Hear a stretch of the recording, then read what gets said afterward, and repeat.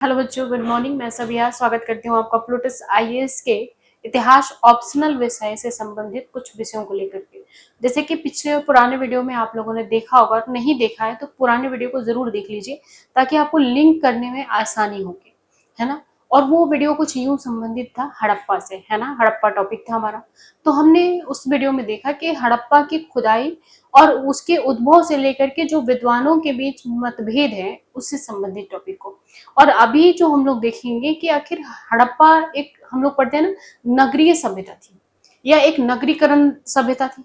तो इस शब्द का क्या मतलब होता है, नगरीकरण या सभ्यता का क्या मतलब होता है, क्या तात्पर्य होगा। जैसे कि मैंने बोर्ड पर भी लिखा हुआ है कि नगरीकरण या सभ्यता का तात्पर्य क्या होगा या किस तरह से होगा, है ना।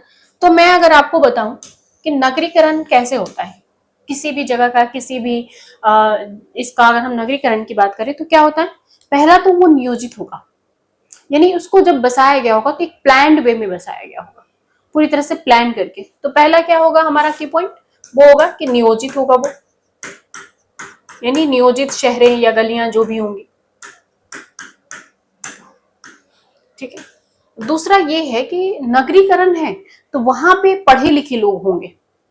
जाहिर सी बात है, शहर में आप देखते हो ना, पढ़े लिखे लोग आपको मिलेंगे। तो नगरीकरण है तो शिक्षा होगा,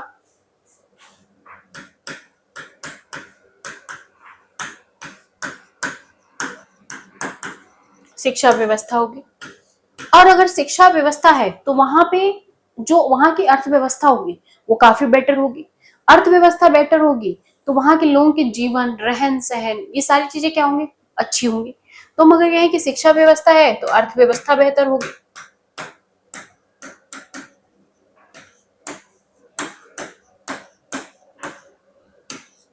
फिर रहन सहन अच्छा होगा, अच्छा होगा। और जब ये सब अच्छा होगा तो वहां पे सभ्य लोग रहते होंगे, है ना। और इसी सभ्य लोगों ने एक सभ्यता का विकास किया। समाज रूढ़िवादी नहीं होगा, धर्म रूढ़िवादी नहीं होगा, धर्म उपयोगिता के आधार पे होगा। तो मैं अगर अगला पॉइंट लिखूं तो समाज रूढ़िवादी नहीं होगा,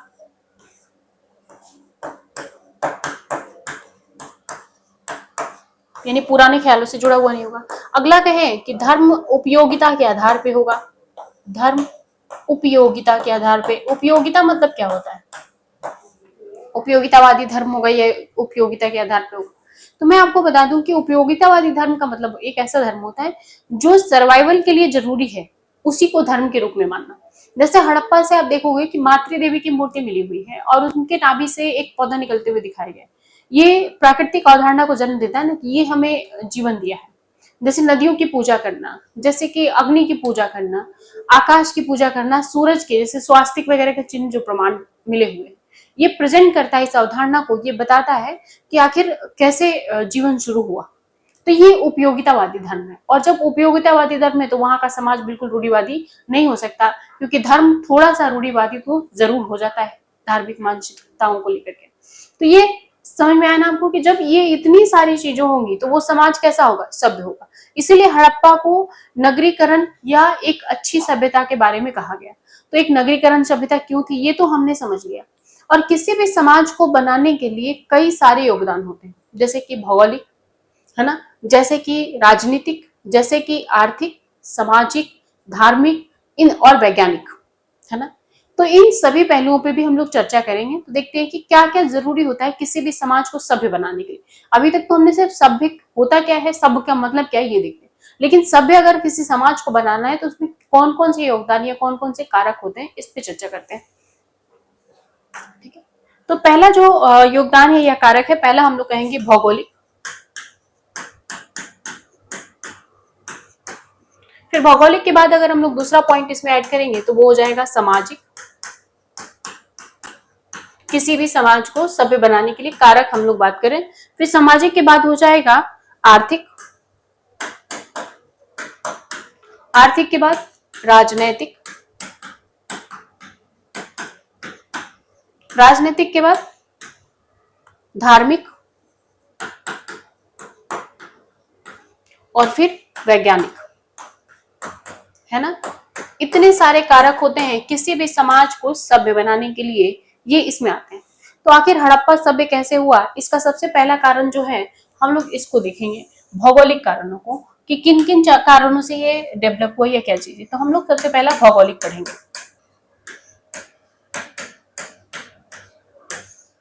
ठीक, भौगोलिक कारण पे हम लोग चर्चा करेंगे कि आखिर हड़प्पा के भौगोलिक कारण क्या थे। तो भौगोलिक कारण में सबसे जरूरी चीज क्या था, सबसे इंपॉर्टेंट रोल किसने निभाया, उसने निभाया जिसको हम लोग कहते हैं जलवायु, है ना, या हम कहें कि मिट्टी का उपजाऊ होना। ठीक है,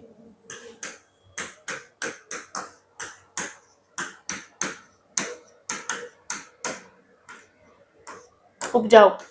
और मिट्टी उपजाऊ क्यों था, क्योंकि ये सभ्यता नदियों के किनारे विकसित थी। आपने ज्योग्राफी में पढ़ा होगा कि नदियों के किनारे अक्सर जलोढ़ मृदा का जो बहाव होता है वो ज्यादा होता है। क्यों, क्योंकि हर साल नदियों में गाद और मिट्टी आती है बाढ़ के साथ, और वो वहां की मिट्टी को नया कर देती है, तो उस मिट्टी की उर्वरक शक्ति मजबूत होती है। तो हम कहेंगे कि मिट्टी का उपजाऊ होना, हड़प्पा सभ्यता विकसित था सैंधो नदी क्षेत्र में, सैंधो प्रदेश में।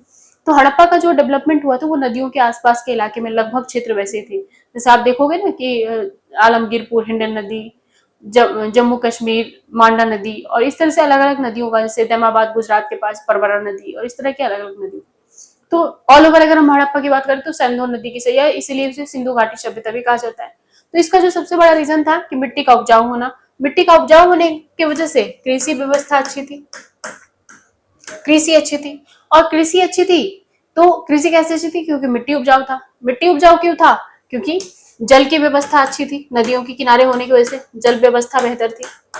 ठीक है, और जल व्यवस्था अगर अच्छी थी, खेती अच्छी हो रही थी, जल व्यवस्था अच्छी थी, उसके बाद से आपने देखा ताम्र पाषाण काल के एंड में तांबे की खोज हो गई। हड़प्पा क्या था, धातु युगीन सभ्यता थी, वो भी कांस्य युगीन थे। तो धातु और तांबे ने मिलकर जंगलों को साफ किया और ज्यादा से ज्यादा लंबे स्तर पे कृषि का विकास किया। तो हम कहेंगे कि कांस्य युग की खोज,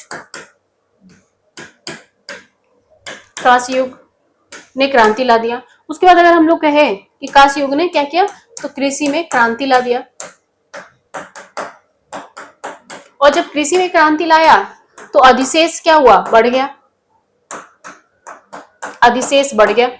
और अधिशेष जब बढ़ गया, मैंने बताया था ना अधिशेष क्या होता है पिछले वीडियो में, कि अधिशेष का मतलब होता है कि जरूरत से ज्यादा जब चीजें हो जाए तो लोग उसे सेव करके अगले दिन के लिए रख दे, उसी को अधिशेष कहते हैं। तो कृषि की उपलब्धता जब बढ़ी, मिट्टी उपजाऊ होने लगा, पानी की सुलभता हुई, और इनके पास तांबे और कांसे के हथियार आ गए, जिससे ये लोग क्या किए, जंगलों को साफ करके लंबे से लंबे, ज्यादा से ज्यादा एरिया में खेती करना शुरू कर दिया इन्होंने।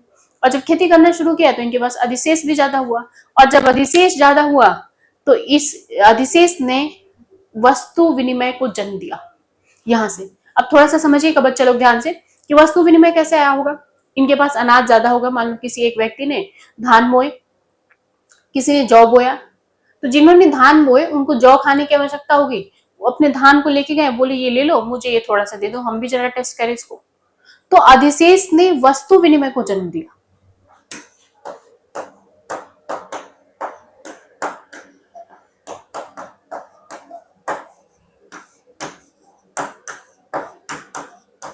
अधिशेष ने वस्तु विनिमय को जन्म दिया। और जब वस्तु विनिमय हुआ, वस्तु विनिमय की प्रणाली निकल के आई, तो खाद्य सुरक्षा बढ़ी, खाने में विविधता हुई। भाई हमारे पास ये है, तुम्हारे पास ये है, तुम ये ले लो, मुझे ये दे दो। तो हम कहेंगे कि खाद्य सुरक्षा बढ़ी।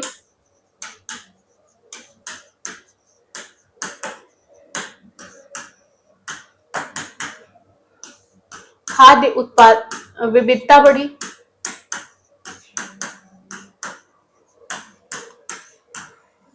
खाद्य सुरक्षा भी बढ़ गई और खाद्य विविधता भी बढ़ गई। अब आबादी चाहे जितना भी हो, उन्हें खेती करना आता था, जंगलों को साफ करके खेत के रूप में प्रयोग करना आता था। तो आबादी चाहे जितना भी हो, वो खाने भर भी उत्पादन करते थे और रखने भर भी, व्यापार करने भी। तो जब इन्होंने वस्तु विनिमय को अपनाया होगा, तो जब खाद्य सुरक्षा बढ़ गई जब, तो इनकी क्या हुई, जनसंख्या भी बड़ी होगी,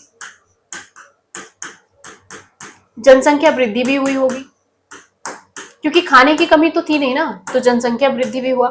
और जब जनसंख्या वृद्धि हुआ तो व्यापार शुरू हुआ, है ना।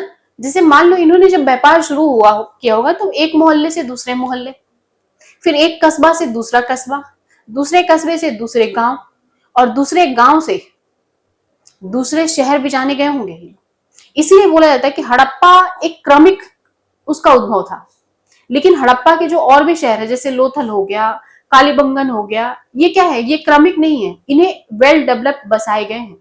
लोथल क्या था, एक औद्योगिक नगर था। चांदुडो क्या था, एक औद्योगिक नगर था, जो प्लान के अकॉर्डिंग, बाजार व्यवस्था के अकॉर्डिंग क्या किया, उसे बसाया गया था लोथल को। वो क्रमिक नहीं था, क्रमिक उद्भव नहीं था उसका, है ना। तो अगर हम कहें कि जब ये जनसंख्या बढ़ी तो इसने क्या किया, व्यापार को जन्म दिया।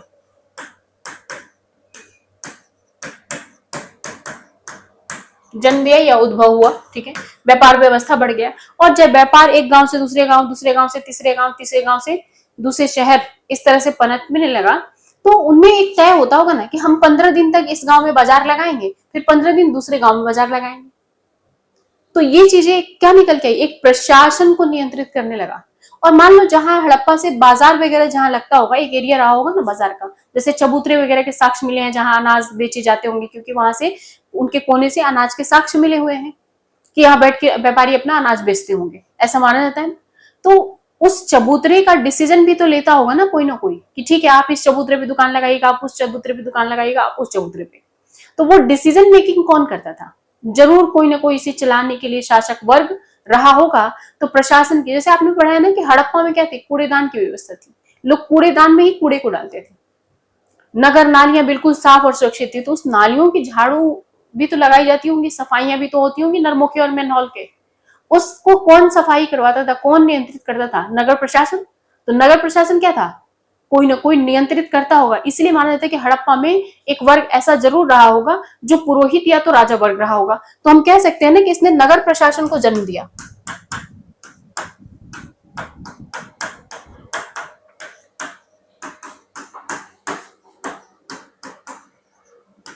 नगर व्यवस्था को जन्म दिया इसने, नगर प्रशासन की व्यवस्था को जन्म दिया। और जब नगर प्रशासन की व्यवस्था आई, व्यापार होने लगा, तो माप तौल को जन्म दिया। और हड़प्पा में मापतल कैसे होता था, गुने में होता था। जैसे मान लो कि मैं अगर 8+8 लिखूं इक्वल टू कितना लिखोगे आप, 16। लेकिन अगर मैं इसे 8 × 8 लिख दूं तो आप कितना लिखोगे, इक्वल टू 8 × 8 है 64। तो हड़प्पा का जो व्यापार था ना वो गुने में था, माप तौल होने लगे और पत्थर के बाट बटखरे भी मिले हुए हैं, है ना। क्योंकि किसी भी चीज को अब उनके अंदर ज्ञान हो गया ना, कि मान लो अगर कोई बोरे भर के चावल लाया, तो हम उसे बोरे भर के अनाज में मतलब चना तो नहीं दे सकते, क्योंकि चना तो कम उत्पादन होता था, वो महंगी चीजें थी। सस्ती और महंगी की समझ ने इन्हें यहां तक पहुंचा दिया।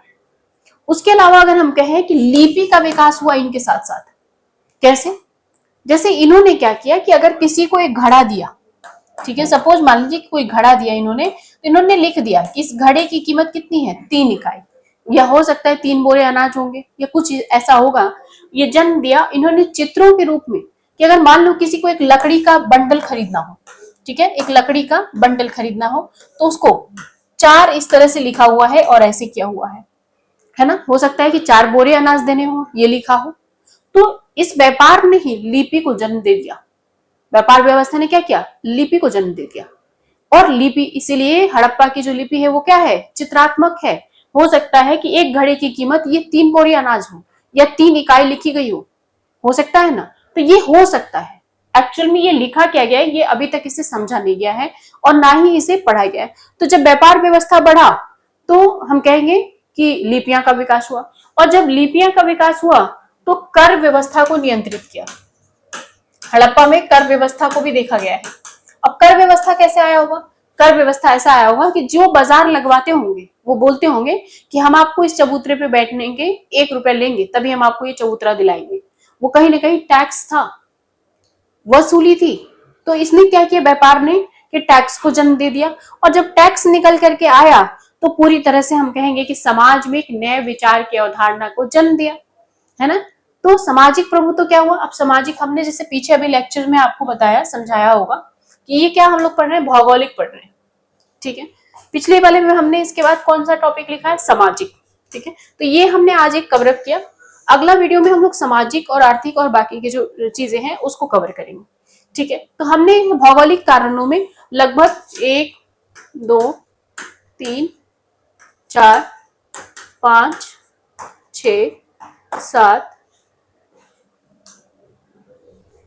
8 9 10 11 12 13 14 और ये 15। तो हमने सिर्फ एक भौगोलिक कारण से आपको 15 पॉइंट लिखाए हैं, और कहीं ना कहीं ये कॉन्सेप्ट भी है और फैक्ट तो नहीं है, क्योंकि मेंस की क्लासेस मोस्टली क्या होती है, कॉन्सेप्ट पे डिपेंड होती हैं। ठीक है, तो आप इस तरह के वीडियो को देखने के लिए हमारे चैनल को लाइक और सब्सक्राइब कर लीजिए, ताकि आने वाली खबरों की सूचना आपको सबसे पहले मिले और आपकी तैयारी और बेहतर हो सके। आप जल्दी से प्लूटस IAS यूट्यूब पे सर्च करिए और हमारे चैनल को ज्वाइन करिए। फिर मिलूंगी कुछ नई सुर्खियों के साथ, तब तक अपना ख्याल रखें, खुश रहें। Thank you class, thank you बच्चा लोग।